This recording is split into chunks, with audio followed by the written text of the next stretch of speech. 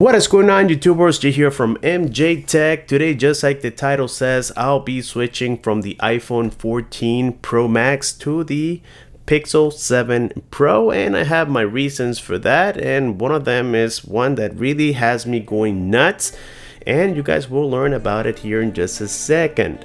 So yes, the Pixel line has been coming to this channel thanks to the hashtag Team Pixel. They've been sending me their phone lineups since the Pixel 3a all the way up to current, which I got here, the Pixel 7 Pro, along with the Pixel Watch LTE model. So that's very cool. I also got here a screen protector for the phone and a case as well, which is coming from Taurus. In case you guys are interested, I will be leaving the link below. We're gonna see that here also in just a second. And yeah, so let's go ahead and set the iPhone aside real quick. Now, Google did already unbox these two items, but I'll show you the accessories that came with each box. So inside here we get just the manuals, and this thing, believe it or not, has a whole bunch of pages. I believe it's more than 100. Then we get here the data transfer little adapter that they include pretty much every year, and finally the USB-C to USB-C cable as well. And just like with the previous generation, we don't get any chargers whatsoever.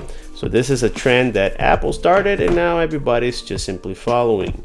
And well, I fear that that same trend about the SIM card is going to pass on other manufacturers. And for content creators, people who are constantly switching SIM cards, that's not good news, guys. And that's one of the reasons, actually the only reason, I'm switching from the iPhone 14 Pro Max to the Pixel 7 Pro, at least for some time, until I can get things figured out, whether I'm gonna get a separate carrier just to test it on these phones. So anyways, we have here more booklets inside of where the watch came from, and I believe this opens up here from the bottom. Let's go ahead and check it out. And check this out, guys. We do have a replacement strap, very nice, and we have the charger, which is the wire. It doesn't come with a wall piece still, but this is the wire to charge it, quite similar to the ones that we see from the Apple Watch, as you guys can observe right here. And it is quite long as well, so they thought about when you put it behind your nightstand and you need that extra wire. Well, here it is, guys. Very nice. Thank you, Google. We truly appreciate it here in the channel.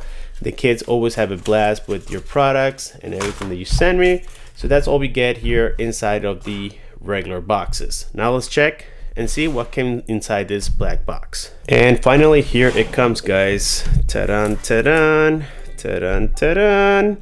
Check this out. What a beauty. They send it out here with the hashtag Team Pixel, and wow, I am thrilled, guys. I did take it out of the little sleeve that came with the phone inside of this box, and this is a collection box. Just so you know, I do keep the other boxes that they have sent the products in.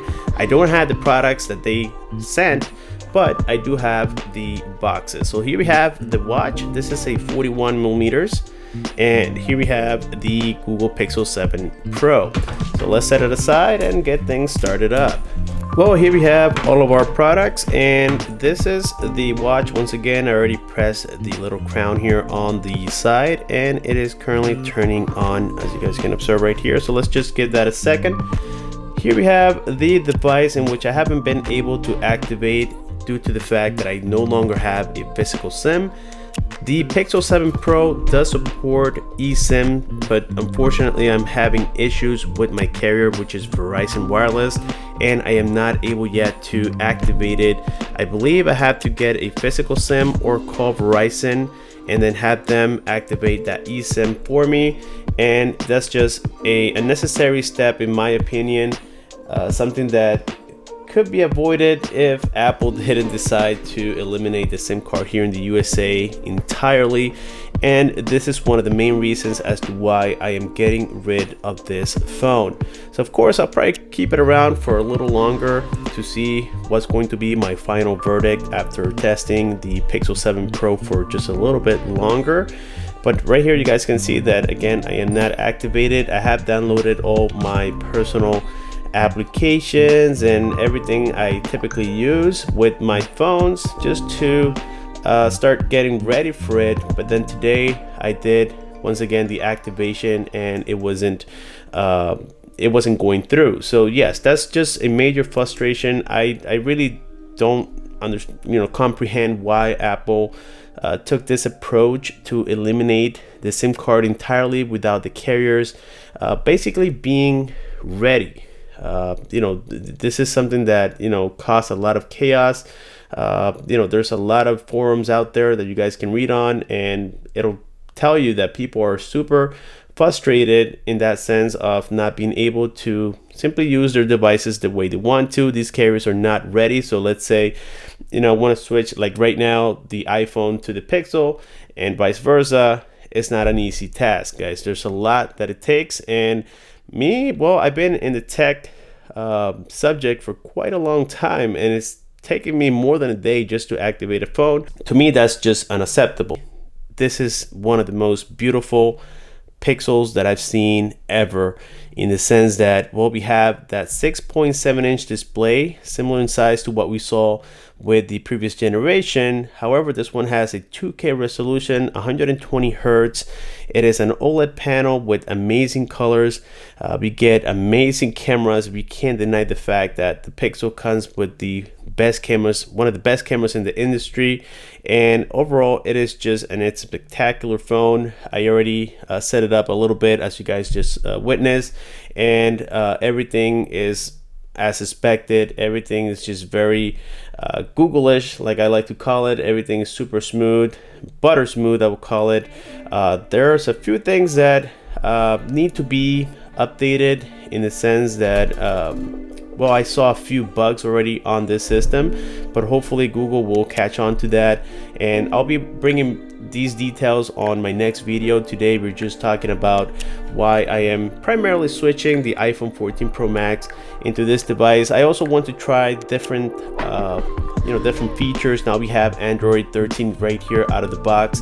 So if we go here into settings, we scroll all the way to the bottom to where it says about, and then we go here into the software version of it, which is right here. You guys can see that we have Android 13 out of the box, which is really nice, and it is actually something that we can expect from a company like Google. This one has a price point of $799, and the regular 7 has a price of $599. That's a $300 difference, and I think that a lot of people will say that the Pixel 7 has a lot more value, in the sense that it's just way cheaper and there's just very little that you're missing. This one has 12 gigabytes of RAM. The Pixel 7 has 8 gigabytes of RAM. Then you get the smaller display, of course. You get a smaller battery. This one has a 5,000 milliamp battery. The Google Pixel 7 has a slightly smaller battery, but at the same time, everything makes sense, because having a smaller display will consume less power. So yes, you're gonna get a smaller battery as well. Right here, I have Visible as a backup SIM. So let's go ahead and pop it here on the phone. And I've been ignoring that little watch back here. So we're gonna get to that here in just a minute. Okay, there we go. Let's go ahead and pop the SIM. Let's see here. And boom, we are all set. There we go. It is currently reading it, and this is what I'm talking about: SIM versus eSIM. We're not talking about the same thing here. And now, as for the watches, here we have that 41mm Pixel watch here on my right hand side, and on the left side we got the latest Series 8 Apple Watch, 45mm. And so you can see the size difference right here. However, this one is actually not that bad at all. We have a watch that, well, according to Google, it is promising us that it will get up to 1 day of usage. So that means 24 hours, and they said up to.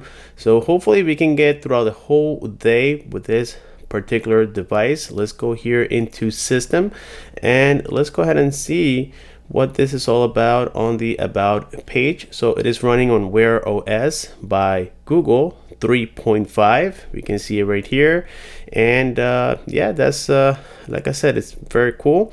Now I do like the fact that, well, with the Apple Watch, I do get more availability of applications than I would do here with this watch. But so far, the primary applications that we typically use on these watches are already available. We also get, you know, the heart rate sensor, we get the blood oxygen sensors, and all these sensors are already integrated into this watch. The non-LTE model starts at $349, and the LTE model, which is the one that I have here, it's $399. So the price, yeah, I mean, like I said, it's something new to get used to. I will have to try it out, take my time on it, and then give you guys a better insight of this particular product. On the side here, we do have the crown, which feels very nice, and you can hear that haptic feedback every time you move it around, which is really nice. We do get a button here on the upper side of the crown. If we press it and hold it, that'll turn on your Google Assistant. So let's say we get started. We had to finish the setup later, but also if we press it quickly, then that'll give us the recents that we have open here on the watch, as you guys can observe, which is again very cool. And yeah, the crown here, if you press it, it'll take you back into the home, and again, if you turn it around, then it'll give you the notifications and whatnot, and things that you have you know, that you have missed. So mainly notifications, and again, it feels very, very nice. I love the crown so far. I just wish that it was a little bit bigger, but hey, you know, we can't complain. The product was free, and this is what you guys are hearing, a honest review, and hopefully they will get better. That's what Google does. They get better thanks to the criticism that everybody puts into them. So anyways, this is the case that I purchased for the Pixel by Taurus. I think it looks great. Check that out. Very nice. I do like the fact that it comes with a little stand as well, and the link has been provided down below. And last but not least, we get here the screen protectors. I'm just curious to see what these screen protectors will look like, just because of the fact that we have a curved display. I am not sure if it's going to be a hard, let me see here, it looks like it's going to be a hard, or maybe not, type of screen protector.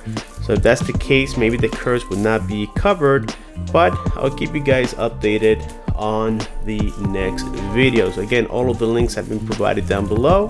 Thank you so much for watching. Please don't forget to hit that like button, subscribe, comment, and share, and I will see you guys on my next one.